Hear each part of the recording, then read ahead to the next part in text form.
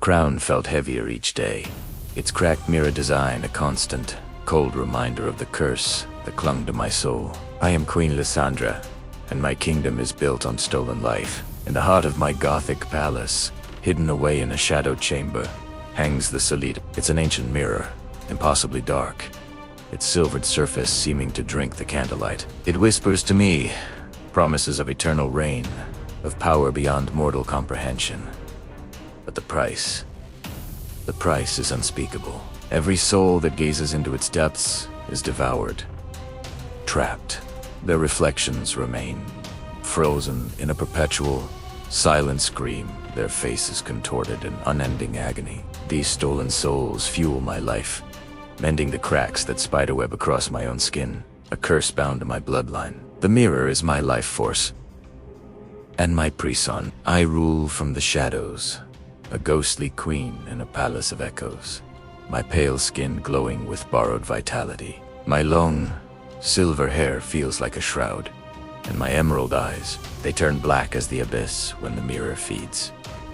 No one knows. No one must ever know. The servants are forbidden from entering the West Wing. The gods patrol the perimeters, unaware of the true horror they protect. The only light in my world, the only warmth, is my sister, Elira. She is everything I am not: vibrant, kind, with a laugh that could chase away the deepest shadows. Her innocence is a fragile flame in this cold, dark castle. I've protected her from this truth, building walls of lies to keep her safe from the monster I've become. Tonight, the whispers are louder. The mirror is hungry. The faces trapped within its glass writhe, their silent pleas clawing at my sanity. I can feel the curse weakening. Fine, hair like cracks appearing on my forearms. I need another soul. Who's to unmore? The thought sickens me. But the alternative is my own demise, my body shattering like glass. I had ordered a prisoner to be brought to the chamber, a condemned man whose life was already forfeit. It was a grim, but necessary, transaction. But as I swept through the echoing corridors, my dark gown shimmering with embedded mirror shards, I heard a sound that chilled me more than any ghostly whisper. Elira's laughter. It was coming from the West Wing. No, it couldn't be. I moved faster, my heart a frantic drum against my ribs. The heavy oak door to the mirror chamber was ajar. A sliver of candlelight spilled into the hallway. I pushed the door open, and my world fractured. There she was. Elira, my sweet, innocent Elira, stood before the solitaire. She was admiring her reflection, her head tilted, a smile playing on her lips. She must have followed me, her curiosity getting the better of her. "Lysandra," she said, turning her bright hazel eyes to me. "What a peculiar mirror. It feels so cold." "Elira, get away from it," I choked out, but my voice was a strangled gasp. It was too late. I saw it happen. The air grew frigid. The candles flickered and died, plunging us into a darkness, broken only by the mirror's ethereal glow. A low hum vibrated through the stone floor, a sound I knew all too well. Elira's reflection. It. Still it. The smile on her reflected face began to twist, melting into a grotesque mask of terror. Her real-world smile faltered, replaced by confusion. "Lysandra, what's happening?" she whispered, her hand reaching for the glass. "No!" I screamed. As her fingers brushed the surface, the mirror flashed with a blinding, cold white light. Veins of black ice shot across the glass, spider webbing from where her hand had touched. A good trenching sound, like 1,000 panes of glass, shattering at once, echoed in my soul. Elira gasped, her body going rigid. The color drained from her face, her warm skin turning a sickly, pale beige. Her eyes, once so full of life, widened in a silent, horrified realization. Then, she was pulled, not her body, but her essence, her very soul, dragged from her and into the mirror. Her reflection inside the glass solidified, her mouth open in a scream that made no sound, her eyes hollow pits of despair. My sister, my Elira, was gone. her physical body crumpled to the floor. An empty, beautiful doll. I rushed to her side, gathering her limp form in my arms. Her skin was cold. There was no breath, only the faintest, faltering heartbeat. A tiny flicker of life the curse had left behind. Inside the mirror, her twisted, screaming doppelganger was now one among the countless others, but her face was the clearest, the most prominent. A fresh wound in the cursed glass. My own reflection stared back at me from a clear patch. My emerald eyes now, pools of solid black. The whispers returned. No longer seductive, but mocking. They swirled around me, a cacophony of triumph and hunger. The cracks on my skin had vanished. I felt stronger, more alive than I had in years. The mirror had taken the purest soul it had ever known, and it had rewarded me for it.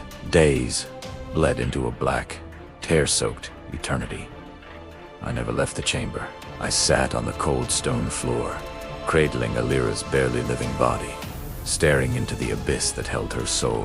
Her trapped reflection never ceased its silent scream. It was a constant, visceral torture. The other faces seemed to mock her, their agonized forms twisting around her like a ghostly cage. Sometimes I thought I heard her voice in the whispers, calling my name, begging for release. Was it real? Or was my grief-addled mind just inventing new ways to torment itself? The power the mirror gave me felt like poison in my veins. This renewed vitality, this curse-given life, was bought with my sister's eternal damnation. How could I have let this happen? My attempts to protect her had led her directly into the trap. The irony was a blade twisting in my heart. The choice was a chasm.